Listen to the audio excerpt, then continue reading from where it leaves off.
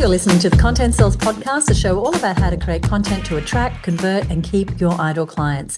Welcome to episode 229. I'm Suzi Dafnis, and here with me is my fabulous co-host, Michelle Falzon. Hey, Michelle, how are you?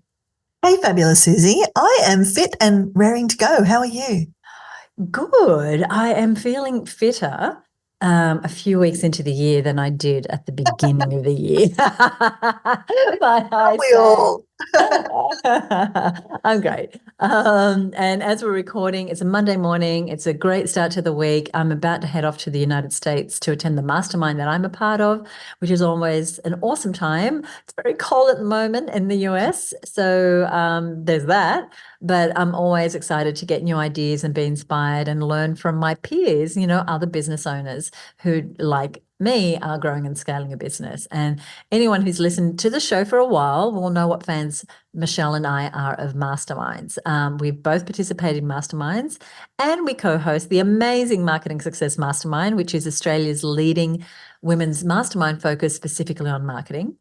And while we're chatting about the mastermind, if you're interested in applying and joining us inside the mastermind, we do occasionally make places available. So if you want to know more about that, the place to find out more is herbusinessmastermind.com. So that's herbusinessmastermind.com.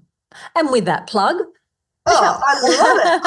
I'd love to see, if you're listening right now, I'd love to see your application. We've got people in the group right now who began as listeners to this podcast. Absolutely. So if you're growing your business, you're already generating six figures, or maybe you're close to it. You can see it in the horizon ahead of you, and you know you need help really to make that next leap. Maybe you've used all the tools you've got in your toolbox to get this far. Then we'd love to chat to you, because that's exactly why we've created this mastermind, because that's a common block. So for you, especially for you, to make that next jump to those higher six figures or even seven figures, we've got some of our masterminders to that point as well. Now, Suzi, plug done. Today we're talking about something that we put a lot of focus on in the mastermind, and it really does make a difference, and that is owning your niche. Yeah, so Michelle and I, whether it's in the strategy sessions that we have with our masterminders, whether it's in the in-person events or the online events, our monthly Q&As, we're always really listening for where is it that women can leverage their time and efforts and really make a bigger impact and grow their businesses. And this idea of owning your niche is definitely one of those ideas. And so we thought we'd bring it here to the show. I'm really looking forward to talking about this, but I want to explain what we mean. Michelle said owning your niche. What do we mean by that? So first, your niche is the part of the market you serve. Now, if you're one of our US listeners, you've probably heard this also called niche. Okay, so whether it's niche or niche, I'm going to call it niche. It is the part of the market that you serve. And ideally, that niche is well-defined. It's clear who you are for and who you are not for. In his wonderful book, This is Marketing, Seth Godin said, you want to always be able to say, whether it's about product or service, I made this for you, but not for you. So being really clear about who you are for and who you are not for. So, for example, at Her Business, we are for the woman who owns her own small business and she wants to grow it. We are not for the corporate woman who wants to get her next promotion or perhaps get on a board. And while we know that a corporate woman can listen to this show, and I know some of you are, and use the resources and get great value, the key point I want to make is that we're not creating those resources or this show for her. We're not doing podcast shows on how to chair your next C-level management meeting or how to get a promotion or how to blitz a job interview. That's not what our niche, women business owners who are growing and scaling a business and looking to use marketing to grow their business, that's not what our niche needs. So our niche women who own their small business, they need help in 8 very specific areas, which we have now for almost 30 years taught to and supported women with. We call them Her Business Growth Zones. And so we're all about giving women resources and strategies to meet them where they're at and help them achieve the goals that they have.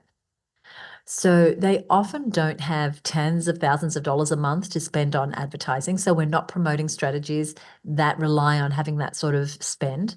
They often struggle to make offers So we put a lot of effort into helping them make irresistible offers, not only having the structure on how to make offers, but also having the guts to make those offers and ask for the sale.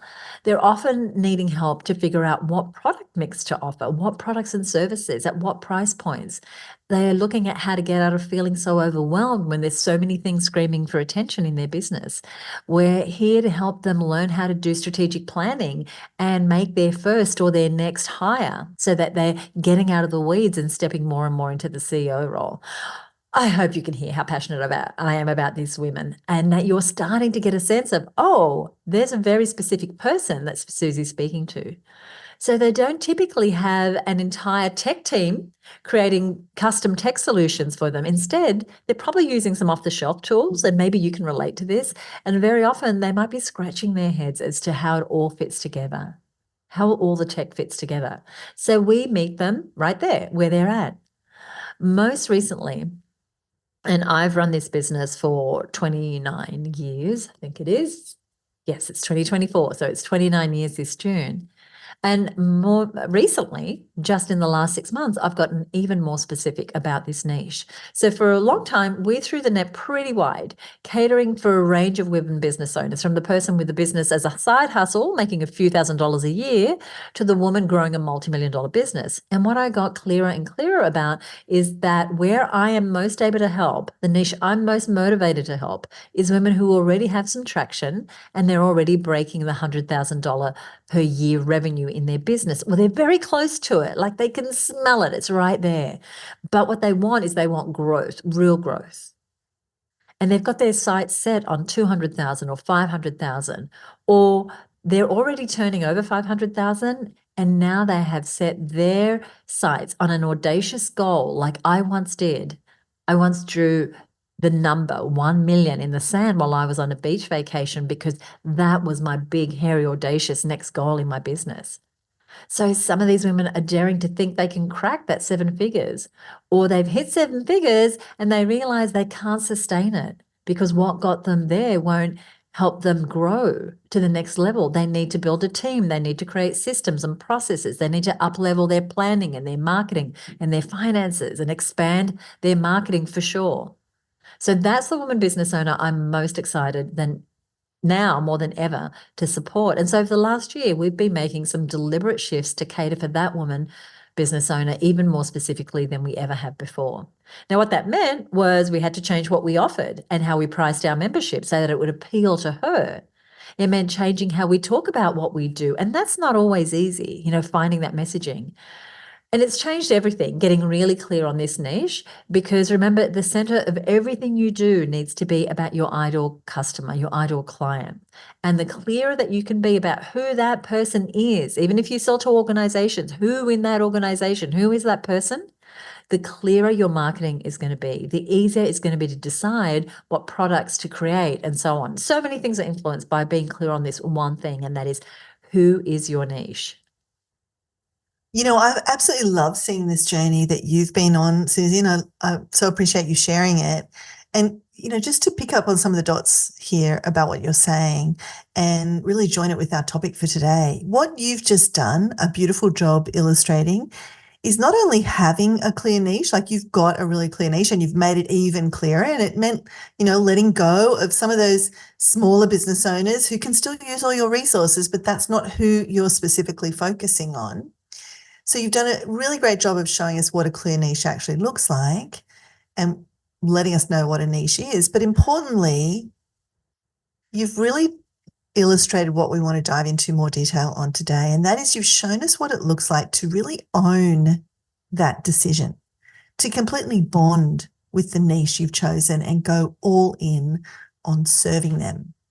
Because I think what can happen is that we've all heard that, you got to have a niche or a niche. You've got to have an ideal customer, right? We've heard that. We know that somewhere in our brains we have that information. But knowing and doing are very different things. And it's not enough to passively sort of direct your message to a general group of people. It's not enough to have a super clear niche and really great messaging that speaks directly to them. The missing ingredient that we're seeing a lot in the content marketing of small business owners is that they're not really owning in a deep and profound way the niche they've chosen. And we're using those words very deliberately, this idea of owning. And I think there's really something to this. And maybe if you're listening now, you can reflect on your own niche. You know, is it super clear to you? Is it specific? Can you clearly see who it is that you're creating your products for and who it is that you're speaking to specifically in your marketing? And if so, take a moment now to reflect how you feel about that niche. As I said, you can hear in my voice how much I love these women. Whether I've met them yet, whether I've known them for years, whether they're new to my world, I have such an affinity for them. I know who they are. I understand their pain and their problems. So have you taken ownership of the idea that you are the person who can solve the problem that you solve for that specific group of people? Have you taken ownership? Do you feel a strong motivation and a desire to reach as many of those people as possible and help as many of them as possible? Is this aligned to your purpose, your own philosophy? Because all these things, they contribute to how much you actually own your niche. Right. And, if you look at the idea of ownership and, if you've been around Suzi and I for a while, we like to go back to the dictionary and look up, the real cause of the word. And ownership, when I was looking it up earlier, it implies things like possessing and responsibility for. And I think it's an interesting thought experiment to visualize what it means to possess your niche. I don't mean in a controlling, possessive way, but in a way where you've really bought it. You've really gone all in. And as the owner of that niche, how are you showing up? Are you hiding? Are you blending in? Or are you being seen as the leader, the owner, the go-to person in your space? And if you're not, what might it look like? And to give you some examples of how this shift in your own viewpoint, because that's really what we're talking about. Like I can hear in your voice, Suzi, you've taken ownership of this niche. And it wasn't always easy because, like we said, you've had to let go of, certain people in that broader spectrum that you had before. But you really asked yourself the deep and honest question, who am I most called to serve? Who is most aligned with my philosophy? Who do I believe the problem that I solve is going to be most suitable to? And when those things line up, absolute magic happens. And just like to give you some example of how this shift in your viewpoint can show up, here are a few ways some of our masterminders, the women in our Marketing Success Mastermind, have really owned their niche. And it's been a process, but they've come through it, and the magic dust is kind of everywhere. So the first person we want to talk about is Amanda Farmer from Your Strata Property. And first off, it's a great niche. She helps strata property owners and managers navigate the complexities of apartment living through her podcast, her membership, and other programs. So it's a very clear niche. Now, she not only has said this is my niche, but in many, many ways and over many, many different iterations and over many months of us knowing her, she has consciously taken ownership of this niche. She owns this niche. She is the go-to person for this topic. Like she's regularly featured on Today's Show and other television programs and in mainstream media. And even more so than the media is just her presence around this, her confidence, her passion, her motivation. And when she hosted a conference for strata property owners and managers a little while ago, it was called Shared Space, we had the conversation with her about really owning the fact that this was the world's first conference of its kind. That's what being seen looks like. That's what owning the space looks like. That's what claiming the position as the person who is the passionate person responsible for the outcomes for these people that they care so much about. That's what it looks like. So she was putting on everything, the world's first conference of this kind ever. And that's a statement. That's a bold stepping out into the spotlight. Now, she could have sat back and tried to be all the things to all the people. Like she might have thought, I'm a lawyer, maybe I can do strata and maybe I can also get some conveyancing and family law and maybe there's more money in trying to be everything to everybody. But she chose one space to be the expert in. She chose one group of people to serve, and then she owned it. She owned her choices. She owned her own expertise. She owned her own responsibility to be seen and to lead that niche. Oh, I love it. And she's such a great example of not just doing the practical and strategic parts of niching down, but also the mindset work. You know, she really allowed herself to get famous as a leader in her space, to be that go-to person that you mentioned earlier. And she's leveled up her mindset about owning her niche. So she too has grown. So it hasn't just been the business growing, but she in herself has stepped into a bigger way of being. In fact, she's now launched a high ticket, very exclusive in-person event for strata managers where they get, I think it's their year's worth of professional development points in just one day of her training. So she's doubling down on this one group. She's not expanding and chasing other groups. She's owning her niche and she's serving them in a continuously deeper and bolder way, creating more and more products and services strategically that fit that niche. So that's what it looks like to own a niche. I want to give you another example, and this is the lovely Angela Council, who is a naturopath who specializes in helping women thrive through menopause. She's actually just been celebrated as our Her Business 2024 Member of the Year. So here's what I want to say. You might say, well, you know, helping women thrive in menopause, well, that's a pretty clear and distinct niche. And still, it's a pretty hard one to own. It's actually quite a vast and growing space. And when Angela tuned in to some of the questions that we asked earlier, is the niche super clear to you? Is it specific? Can you clearly see who it is you're creating products for or who it is you're speaking to in your marketing? I mentioned that earlier. And how do you feel about that niche? Have you taken ownership of the idea that you're the person who can solve the problem you solve for that specific group? Do you have a strong motivation? Do you feel that to reach as many of those people as possible and to help as many of those people as possible? Is it aligned with your purpose, your own philosophy? When she asked these questions, Angela had some very interesting answers. Because what Angela really feels passionate about and what she can really help people with is the idea that she can really own, the space she can really own is not helping women thrive in menopause. It's actually helping women to thrive in menopause without HRT, which is hormone replacement therapy. So I'm going to say that again. Her niche is actually helping women thrive in menopause without HRT. So as a naturopath, she's developed approaches that get results without the hormone replacement therapy. She has her personal philosophy about this and how she can help women most. And for her, it's about giving women a natural solution that doesn't involve many of the mainstream treatments. Now, whether you're a fan of HRT or not is beside the point. The point I'm making is that when Angela really checked in and looked deeply at which niche she could truly own, she could truly serve, it revealed something really important. The distinction that she didn't want to serve everyone and try to convince those people who wanted hormone replacement. She didn't want to try and, twist their arm to try and do something different. She wasn't trying to convince those people to change course. She wanted to find the women who were already out there looking for an alternative. She could own the idea that she was that alternative. Now, was it scary for Angela? You bet. She was worried about trolling and people who didn't believe in her philosophy. She was worried about losing market share, being criticized. And on the first launch of her course, she's got a wonderful program called the Embrace Program.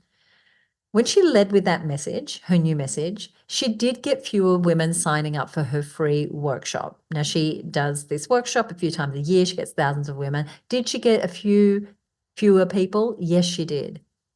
Did she get fewer clicks on her ads? Yes, she did. But guess what happened?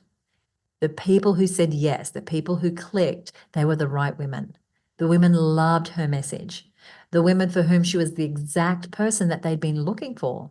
And they signed up for her free program, but then they signed up for her paid $2,000 Embrace program in droves, in much higher percentages than ever before.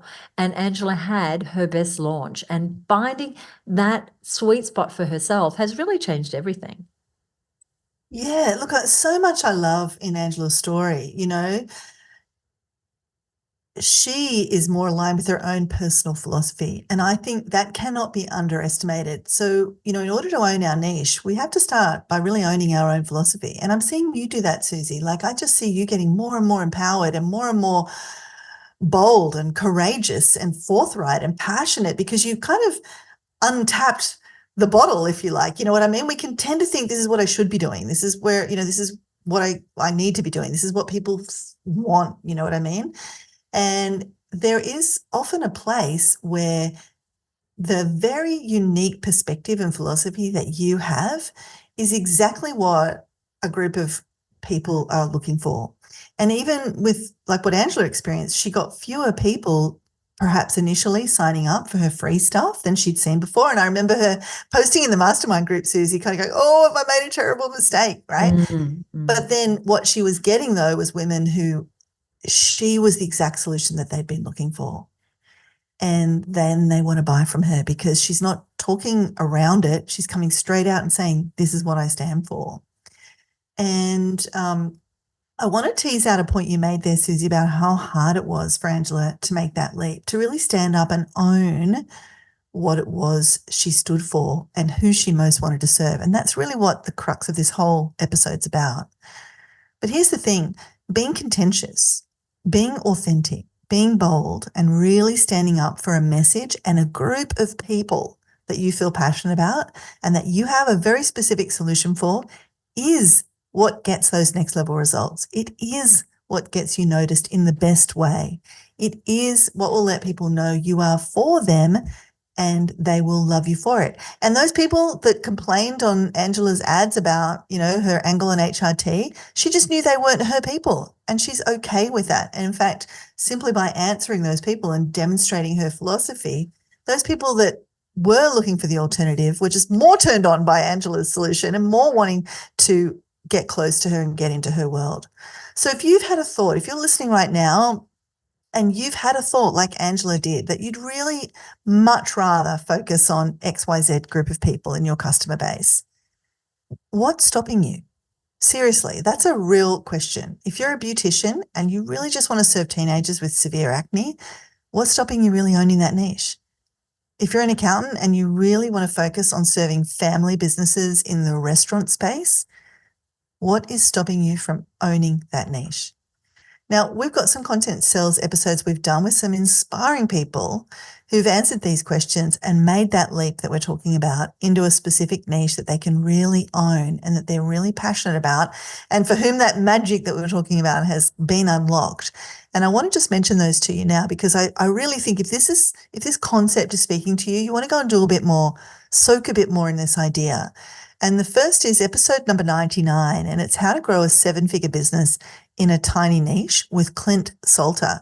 And Clint he grew a multi-million-dollar business helping dance studio owners. He was providing business coaching and support, business development for dance studio owners. Now, before that, he was helping all the business owners. And he's like, you know what? The people I'm really passionate about, the niche I can really own is dance studio owners, because he'd been one and he'd had a couple of those clients in his client list and they were the ones he liked working with. And so, but while there's millions of business owners, there's, less than 60,000 dance studio owners in the whole world. But that shift, that brave leap to owning that niche, being the person for them, was the key to his business taking off. And the other episode is episode 146, The Power of a Niche with Shelley Brander. And Shelley is in the knitting space and she's, again, grown a multi-million-dollar business helping people in the knitting space. And I love what Shelley said on that show, Suzi. She said the deeper she goes into her niche, the wider and more expansive it gets. That is so precious. And really, they're both great episodes. I mean, I love what she said there, and it can sound kind of counterintuitive. So that's why we really want to encourage you to check both those episodes out, both the one with Clint and the one with Shelley, especially if the questions we're asking on today's show resonate with you or trigger you and you're like, okay, I just need to understand this more and I need a few more examples. And if you're wondering what your niche is, or if you're going too broad and you need to get more specific about who you serve, you might also want to check out episode 69, which is why you need to find your niche. And that is a really great episode to give you, our reasons why you definitely want to be more niche and you want to move away from trying to be all things to all people, because likely it's costing you money and time and scattered energy on so many things. So that's episode 69. So in a few minutes, I'm going to give you the details of where you can find links to all these wonderful episodes that we've mentioned. And we've also got a free download that really helps you identify your niche. So that's coming up in a little bit. But for now, I want to pick back up on the stories of Clint and Shelley that you mentioned, Michelle, because as I said, it can feel counterintuitive going for a smaller group of people when there's all these other people out there. But like Clint found, and he's highly successful, while there are millions of business owners and less than 60,000 studio owners, he could own that niche. He became the person that if you owned a dance studio, you would go to him because he's speaking directly to you. So when he's telling you how to grow your business, how to market your business, how to get more clients, how to get more people coming back, he knows what he's talking about. And it's very, very clear that he's talking to you because a studio owner has a completely different set of challenges and languages than other business owners. Sure, there are universal challenges that we all face as business owners, but Clint didn't speak to those challenges in a universal way. Every example he shared, every piece of language he spoke, every case study he referred to, every uh, marketing strategy he shared, every challenge he mentioned was exactly what that studio owner was experiencing and wanting to know more about. They didn't have to, map ideas across to their industry. They didn't have to join the dots, or they didn't have to make a leap from a general idea that Clint was talking about and then, as I said, map it to their situation. He was coming right out with it, and his niche loved him for it. And the same with Shelley. And I'm finding it's the same with the shift that we made in the last year inside of the Her Business Network. I feel clearer about every single message and decision we're making in the business, and I feel bolder. Like, yeah, this is so aligned with my own personal mission, and that gives me energy because I know that I'm going to help the most number of people this way. Because to Shelley's point, the deeper I go, the more I see that I can make an impact on the women that I can help most. And that gives me energy. That helps me put myself out there in ways I might not have done if I felt less bold, less aligned, less motivated, more scattered. So we really, really, yeah, I really hope that you're just really hearing what we're saying. It's fantastic, Suzi. Every time you share about your journey, I think it's really powerful for anybody that's kind of on this road with us. And I think you're absolutely right. Our customers actually need us to go out on a limb for them, to be bold, to stand up and be counted. And it's a heck of a lot easier to do when you're really clear and passionate about who that customer is. And it can sort of sound kind of obvious. And until you've really experienced it, it's just a theoretical exercise. But I promise you, if there's that niggle, it's like, I just wish I could just work with these types of customers. What if you did? What if you did? It can be an incredible unleashing of you and of your business and of the impact you can make. And Suzi, what you said about joining the dots, I absolutely love that. We think it's obvious. We think if we're talking about, hey, if you've got problems getting sales, that anyone listening to that is just going to automatically map it to their situation. And this is the curse of knowledge that each of us have in our own business. Like for us, we help people with marketing. So we know a common problem is that people have struggled to get sales. And in our minds, we're seeing all the different scenarios where that might work and all the different language. And we're just expecting our clients to see all of that unspoken language in there. And there's a great book, I've mentioned it on the show before, by a guy called Steve Krug. It's actually for creating user interfaces on, websites and SaaS products and things like that. It's called Don't Make Me Think. And I just think that's a motto for all of us as marketers. Don't make our clients think, right? So don't go out there with these universal comments. It's exactly why Clint was successful. So instead of saying, hey, do you have problems getting sales, and expecting people just to join the dots, like you said, Suzi, they're not ready to work that hard. The people listening to your marketing messages don't want to work that hard. It's much more powerful when you can say, hey, you've had some success already. You've got some great clients, and that's what's helped you expand your business. But now that you've grown, you realize it's a whole new playing field. What worked when you needed to generate $10,000 a month is not going to get you to $20,000 a month. And now that you've scaled up to meet the growth, guess what? Your costs are higher. And now you can't afford to waste the time figuring this out, or you're going to be going backwards at a rate of knots. You need to know how to scale up your pipeline and turn that tap on so you get those extra sales right now. You can't afford to wait. You see how that's talking very specifically to the kind of business owner that Suzi's wanting to target, the person that might be wanting to make the leap from $120,000 to $240,000 this year, how we've put our finger right on the specific problem that they've had. Sure, universally, it's I'm having problem getting sales, but specifically, they're the specific problems that they're having. And the more you can speak to those specific problems, the more people go, oh, she's for me. She's the one I want to listen to. Now, of course, I could have taken that much further, but that's just a bit of an example to try and You ground. definitely could, because you're a genius. And as we see inside the Her Business membership and in the Marketing Success Mastermind that Michelle and I run, and I know it's the case with my colleagues, businesses, and I'm sure this is the same for you, Michelle, with your clients, those who own their niche win.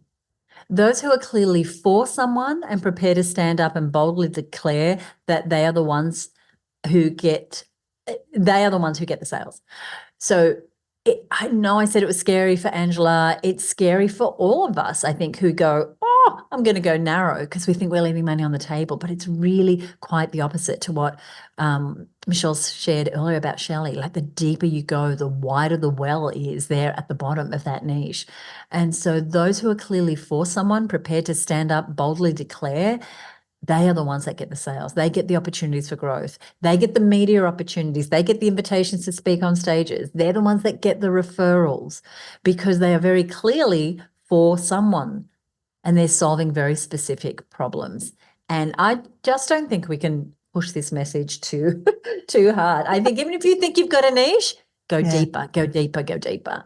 Yeah, keep asking those difficult questions of yourself. Like, that's what I really love about the Angela example you shared. Like, the without HRT was the whisper in her head, like, if only I could just be speaking to women that just want something as an alternative to HRT. And then that voice got a little louder and a little louder, and it aligned so well with her own personal philosophy. And like you said, it doesn't matter how any of us feel about HRT. Don't miss the point. The point is she doubled down and really owned her own philosophy, her own approach, the people she really wanted to serve. And that takes courage and boldness, but gosh, good things follow. And I agree with you. We can't underline this enough. If you're listening and going, guys, you've said it already, we're just going to say it one or two more times just to make sure it's really landed. And really what we're saying on today's show is that it might not feel comfortable. It might feel scary. It might feel like you're leaving money on the table. That's another thing that can come up when you niche down further and further. But if you're feeling called to narrow your focus, that's a really important idea to listen to pay attention to.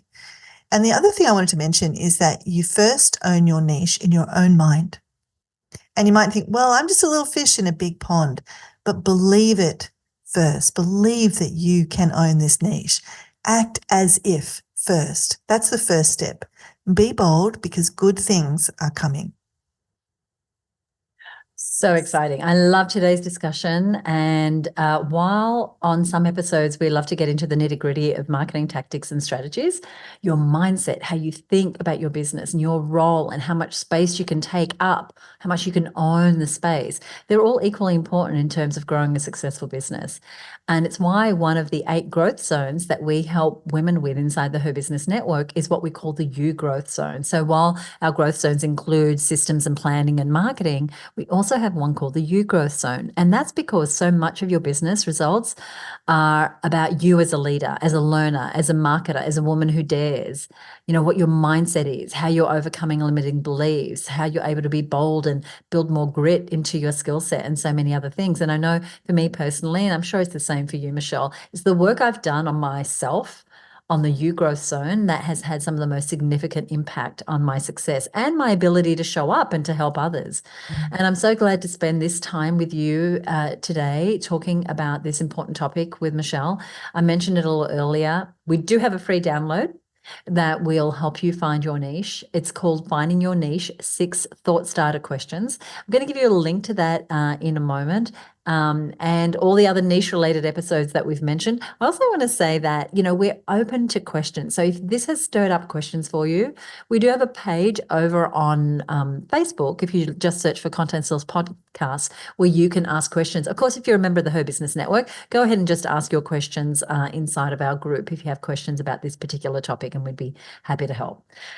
So I want to say how much I've enjoyed this episode, and we love to share these tips with business owners. It is why we do this show. It's why we've been doing it for, I think we calculated 8 years. I can't remember now, Michelle. It's been a while. Yeah, I might even be 9. Might have been 9. I don't know. Long time. So we would love it if you would support the show by leaving us a rating or a review on Apple Podcasts. That is how people find out about the show. That is how we get to help more and more women. And there are over 100 5-star reviews left by listeners just like you. So thank you so much. If today's episode resonated with you, if it got you thinking, then would you leave us a rating or review on Apple Podcasts? We would so appreciate if you take just a couple of minutes to do that. One of our regular listeners is the lovely Bridget Hallam. She's got a business called Throw Your Leg Over. And what she and her husband do with their business is they do these motorcycle adventures in different parts of the world, and they have guidebooks for people who love motorcycling and who want to know, where to cycle. And so that is her business, and she has been doing some really great things in her business and really pushing herself to grow. And recently we had an episode on rebranding, and it was episode 203. The title of that show was 12 questions to ask before you rebrand anything. And Bridget sent us a message to say, looking forward to this episode. A rebrand might be in the works for us in 2024. So if a rebrand is in the works for you as well, you want to check out episode 203. Thank you so much, Bridget, for your feedback and for being a listener of the show. So I mentioned earlier that we have a freebie, a download for you around this area of niching. We've also mentioned some episodes with Clint, with Shelley, other episodes that are all around this area. So if you want to dive a little further into this to really know that you can own your niche, but you need a few more pieces, then head on over to our resources page. It's our show notes page over at herbusiness.com/own your niche. So own your niche, all one word, herbusiness.com/own your niche. Michelle, anything you want to say before we go today? Just to reiterate, definitely go and check out those show notes. They'll have links to all of those other episodes. And I just personally find hearing other people's stories is one of the best ways I learn. And Clint and Shelley are just such great examples of owning the niche. It's totally inspirational. In fact, Suzi, I think I'm going to go back and listen to those again. I think I will too. We've got some strategic planning coming up. We do that a number of times a year, and I think I might just have another listen to that in light of today's conversation. Thank you, Michelle, and thank you for listening. We'll see you next time right here on the Content Sales Podcast. Bye for now.